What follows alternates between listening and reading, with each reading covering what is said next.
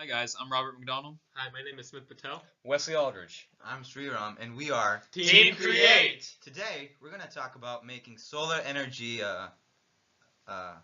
Economical. economical. The grand challenge that stood out the most to us is making solar energy economical. Now, solar energy, that's hot. But why is it even on the list?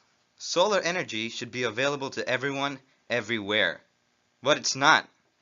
I feel that's what troubles us the most. As engineers, it's our responsibility to solve this issue and make life easier for everybody on this planet. Before we get to the problem we're trying to address with this grand challenge, let me just state this shocking fact. 81% of energy consumption in the US in 2016 came from fossil fuels, which is way too high. We already know how bad fossil fuels are for our environment. Then why do we still use them? Is it because the lack of other sources of energy? No, because we have many options, including hydroelectricity, wind, and most notably, solar energy, which has made huge leaps and bounds over the last years. But this use of solar energy in the US is still less than 7%. Why is that? The main reason is the cost of solar panels in the US, which averages around $16,000 before tax credits. Now, due to this, we know that the main problem isn't the lack of these renewable energy sources, but the affordability, availability, and the efficiency of these sources, especially solar. So how did this come to be?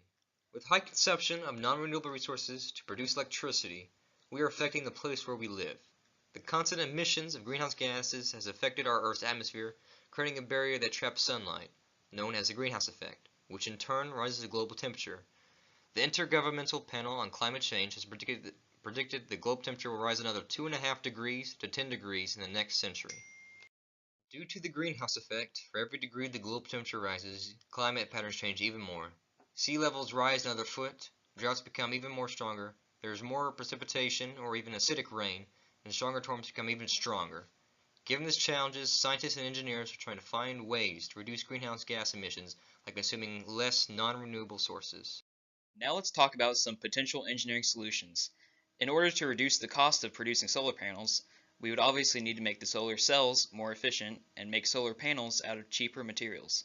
By making the solar cells capable of absorbing more light to convert to energy, there's less solar energy wasted, less expenses are made, and the consumer can purchase the product at a lower cost.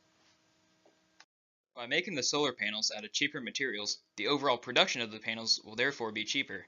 Companies can produce more solar panels for a smaller price. This in turn will provide customers with more savings on solar energy. Now, to wrap this all up, we know solar energy is going to be a large part of the future, and as non-renewable sources are depleted, energy from our sun will be an excellent provider of consumer energy. Even though today solar panels are far too inefficient and expensive, strides are being made to make them capable of producing more sustainable energy for our world's use.